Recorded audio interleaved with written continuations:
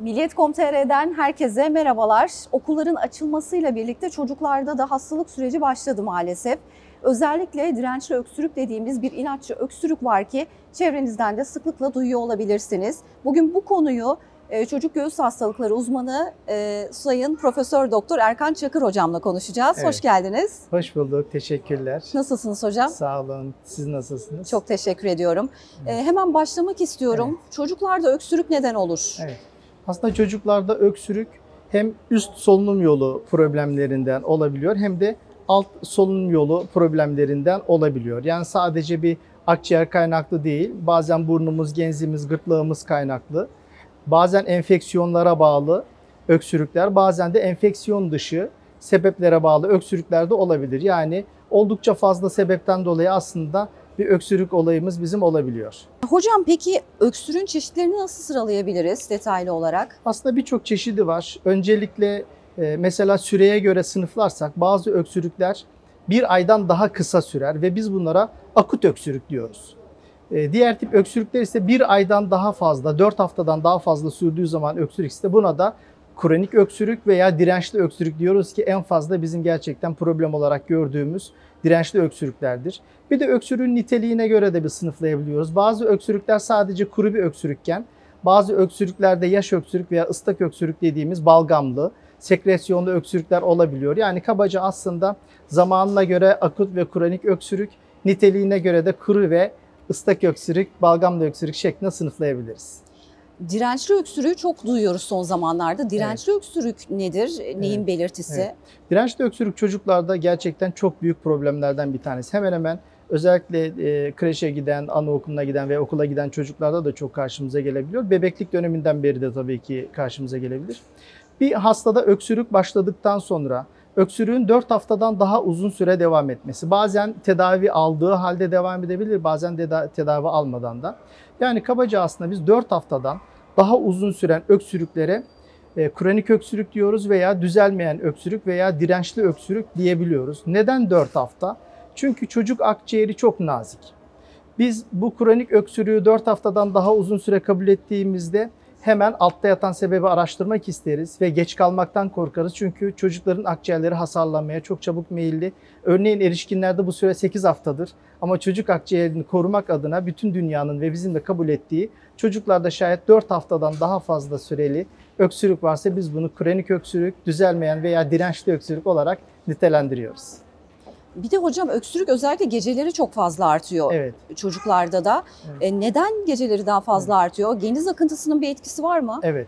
Aslında öksürüğün altta yatan sebebine göre gece veya gündüz ayrımları olabiliyor. Sizin de çok güzel belirttiğiniz gibi bazı aileler gece yattığı zaman çok fazla öksürüğün olduğundan bahseder. Örneğin astım gece öksürüklerinin en fazla sebep olan hastalıklardan bir tanesidir. Veya bizim gastroesofejiyal reflü dediğimiz olaylarda bebeklerin yemiş olduğu gıdalar veya çocukların reflü vasıtasıyla boğazlarına kadar gelirler uzandıklarında ve bu durumda yine bir öksürük refleksini tetikleyebilir. Veya bizim kronik sinüzit dediğimiz hastalıklarda yine burun ve geniz akıntıları yattığımız zaman yine göllenme şeklinde boğazımıza gelebilir ve geceleri öksürükleri oldukça fazla arttırabiliriz. Yani gece öksürükleri olduğunda özellikle beslenmeye dikkat etmek, beslenme pozisyonları, hastamızda reflü var mı yok mu veya gerçekten alerjik ve astıma bağlı bir takım hastalıklarda da gece öksürüklerinin daha da ön planda olduğunu söyleyebiliriz. Dirençli öksürük peki nasıl geçer hocam? Hangi önlemleri alabiliriz? Aslında öncelikle söylememiz gereken dirençli öksürük karşımıza geldiği zaman altta yatan sebebi bir ortaya koymak. Çünkü bazen enfeksiyonlardan sonra 4 hafta, 6 hafta uzayabiliyor. Enfeksiyonların tam tedavi edilemediği veya dirençli mikropların olduğu durumlarda.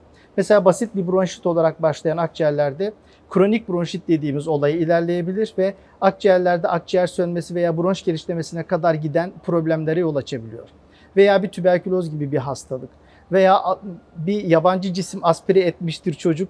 O yabancı cismi siz çıkartmazsanız öksürükleri düzelmez. Doğuştan olan akciğer problemleri var. İşte tüycüklerimiz çalışmayabilir. Kronik bronşite yatkınlık yapan kistik fibrozis gibi veya bağışıklık sistemimiz oldukça düşüktür. Bunlara bağlı olarak da kronik öksürük çokça görülür. Astım ve alerjik hastalıkların birçoğunda görülebilir.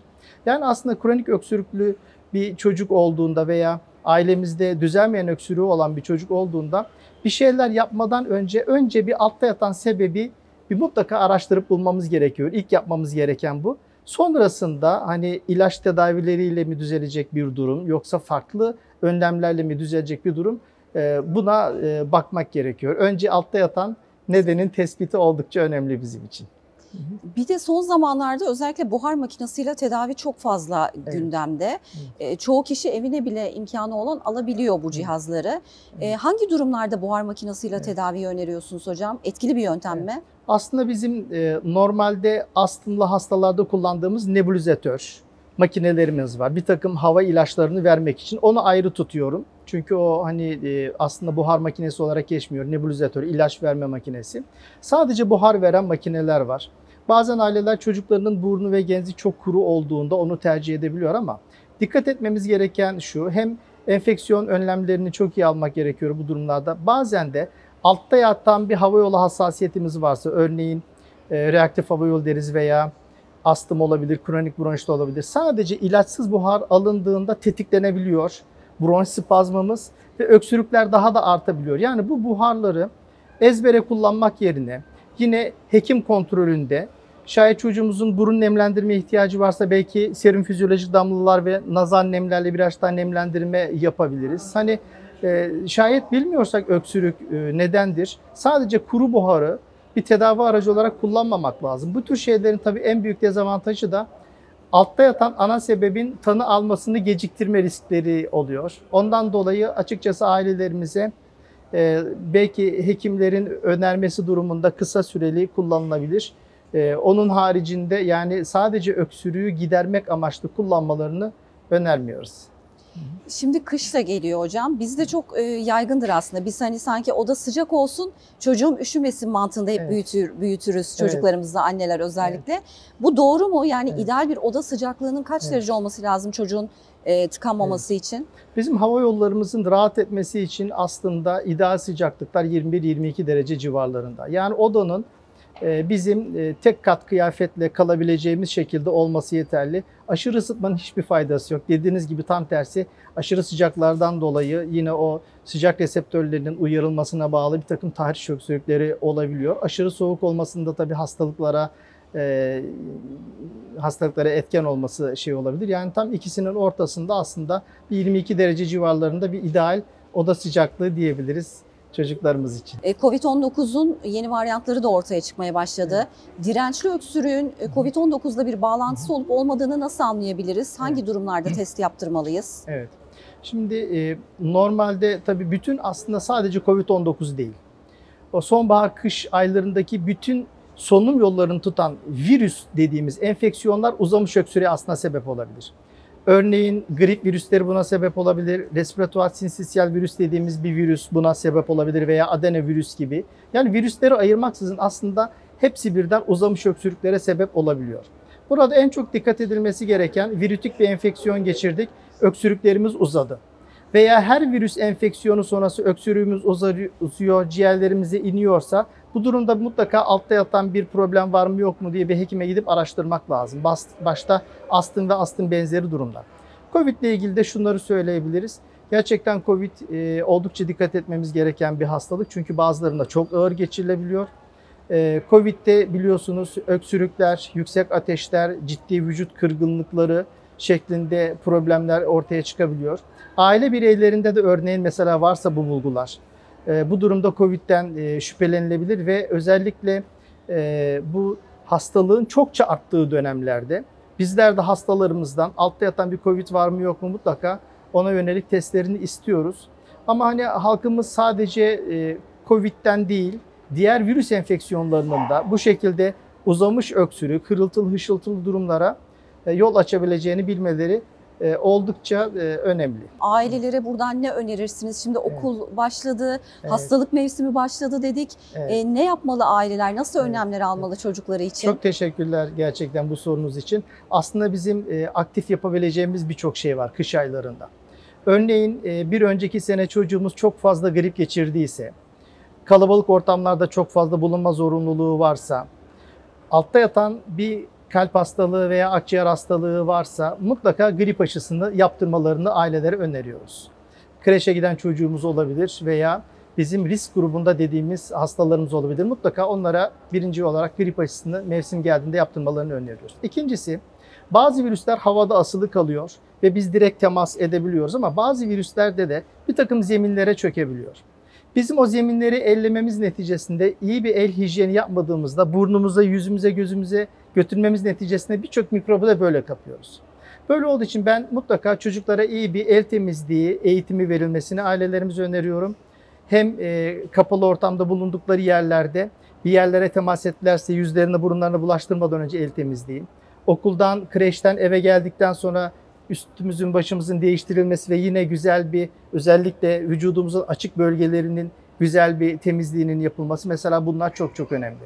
Beslenmeden bahsetmeden geçmek olmaz. Çünkü biliyorsunuz bizim özellikle vitamin, mineral eksiklikleri ve beslenme eksikliğine bağlı bağışıklık sistem zayıflaması durumlarımız var.